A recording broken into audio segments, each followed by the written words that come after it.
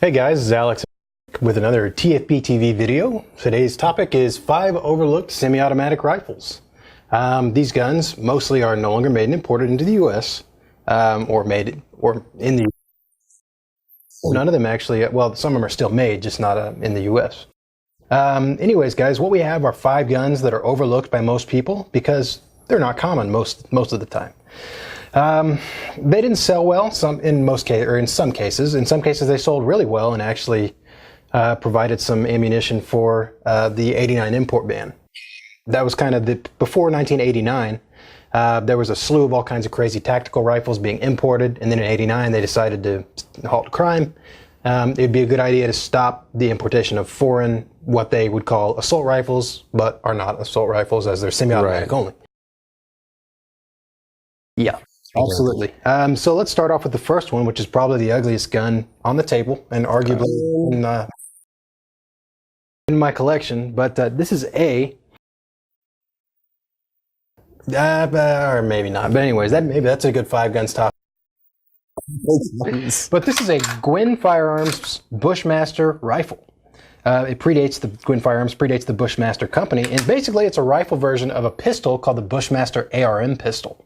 Or the ARM pistol. I'm not sure if the originals were under the Bushmaster moniker or not. But it was basically adapted with that same kind of weird long stroke piston. You can see the piston on the top. It's actually exposed. So it'd be like running an AK almost without a gas tube. But it's not really something you can see that would impact your hand unless you bolt. Then you'd have, it's reciprocating. So you're going to get hurt anyway. But it's got a really nice folding stock. Other than that, it's slab side aluminum. It's if it wasn't for the barrel being a very heavy profile, it would be a very light gun. But that's a very thick barrel. That's definitely at least Colt H bar diameter, if not larger. Yeah. Stainless 20-inch barrel in there. But I'm not really sure why they made. I know exactly why they made it, to make a profit, like anybody makes anything. But I'm sure they thought it would complement their ARM pistol well, but it didn't because nobody's heard of it. As a matter of fact, this is serial number less than 50, so yeah, very low serial number. They didn't sell very well, and yeah, so at serial number 43, I don't think they churned out a whole bunch of these things.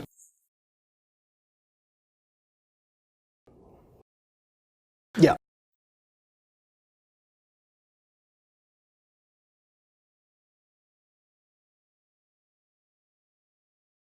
Hmm.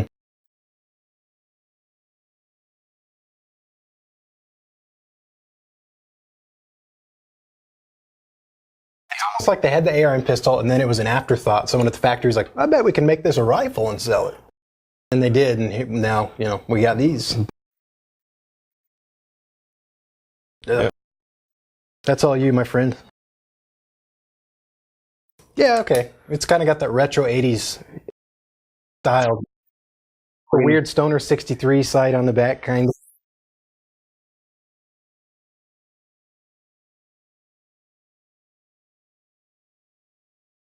Golly.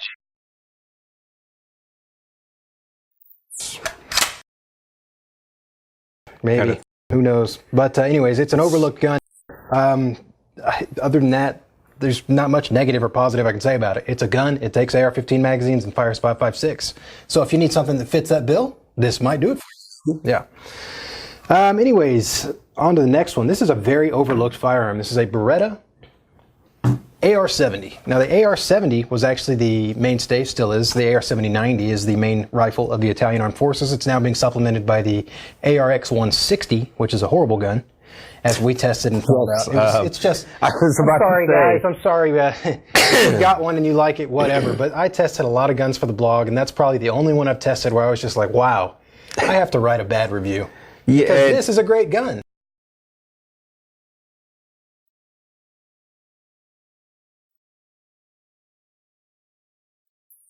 We actually marked this as proof Beretta can make a great modern rifle. It's got nice AK rock in, rock out magazines, all steel, very similar to a Galil magazine. It's got a dust cover that's hinged like an M16, good sights, just a very solid feeling. I'm rattling it and you can't hear it at all.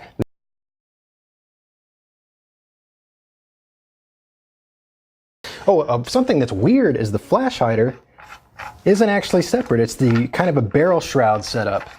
So if you unscrew that, you've just got bare barrel under there.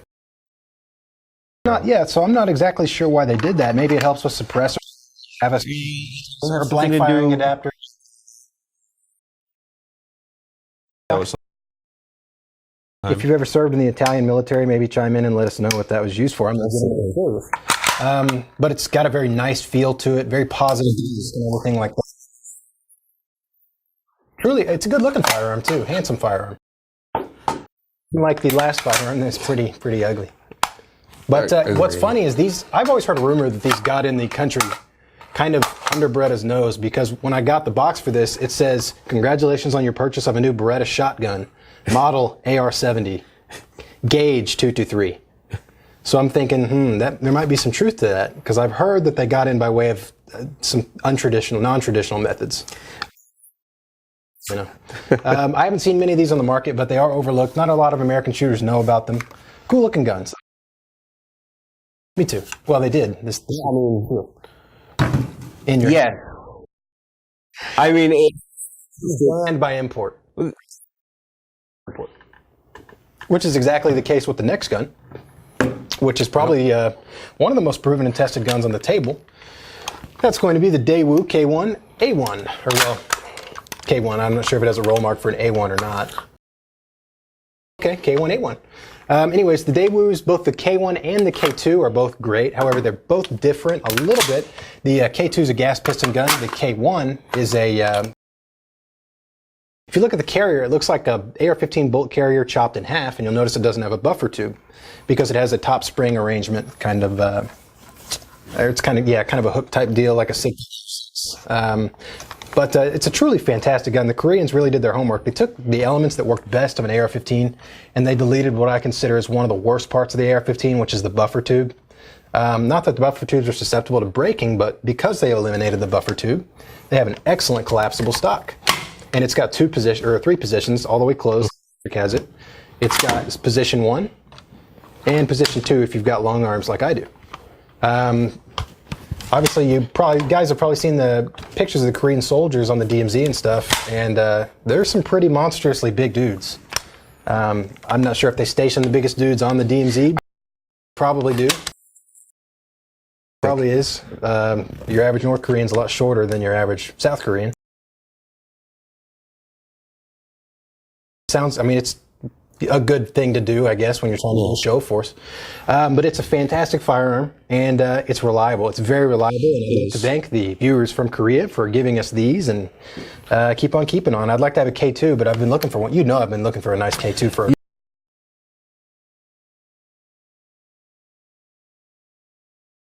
Unfortunately, they're hard to find because they're very sought after. They're very, very revered in the U.S. Same with these, though. These are great guns. When I got this, how happy I was like, man, you're not going to believe what I got. What? A Daewoo.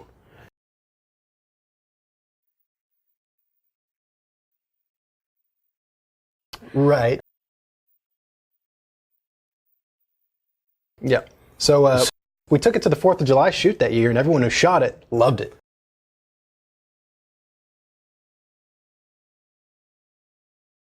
It even uses like an almost direct copy of the AR-15 fire control group, too.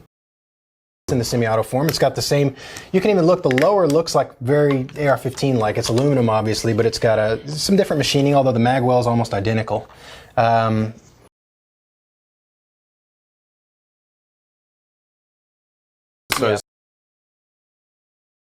The short end, or the short story is, if you like the AR-15, you'll almost feel right at home on this gun.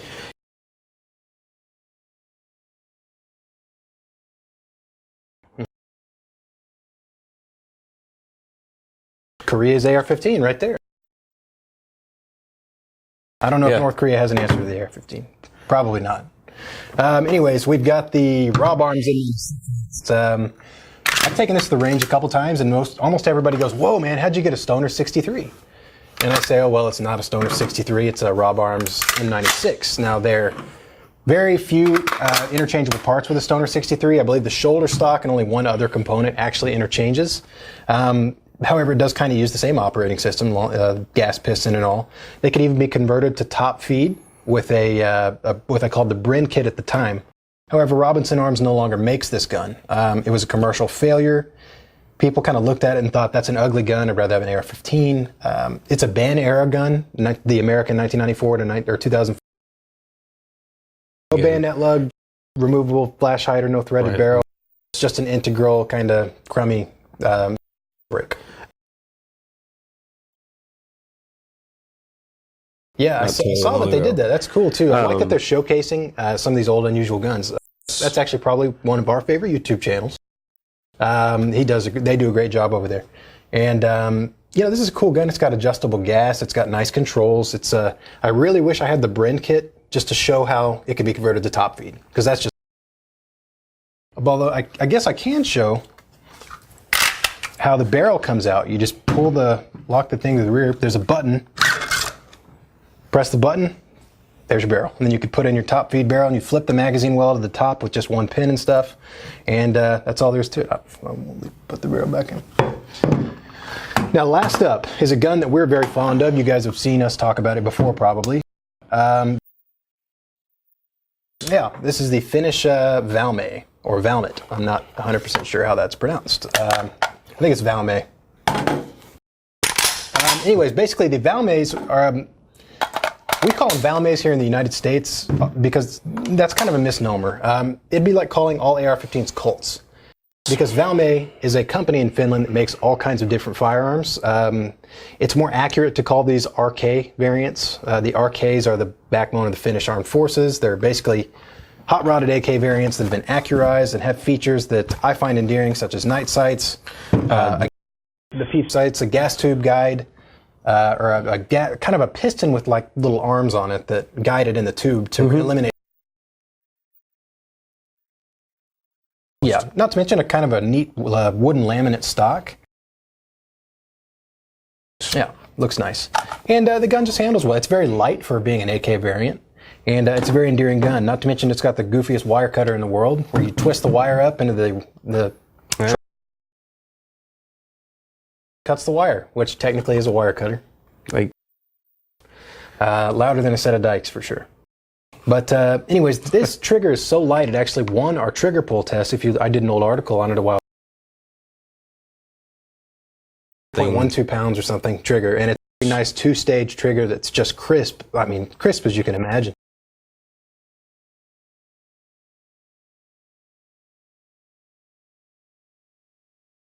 I would probably take the Daewoo. I'm more familiar. I like the control layout a little better in the sighting arrangement.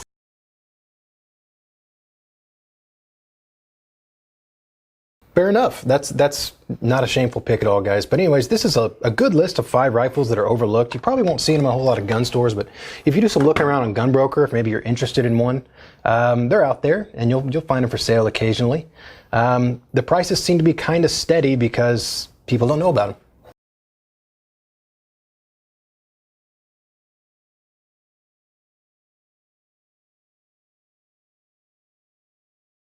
Maybe more awareness of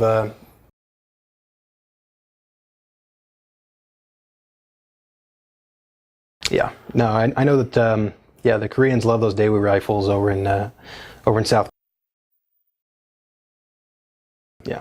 Anyways, guys, that covers our list for the top 5 most best overlooked rifles, semi-automatic rifles. Stay tuned for more top 5s and some other shooting videos we have coming out. We'd love to review these. We'd also like to thank Ventura Munitions. They're going to be providing some ammo for some of our upcoming videos, which is awesome.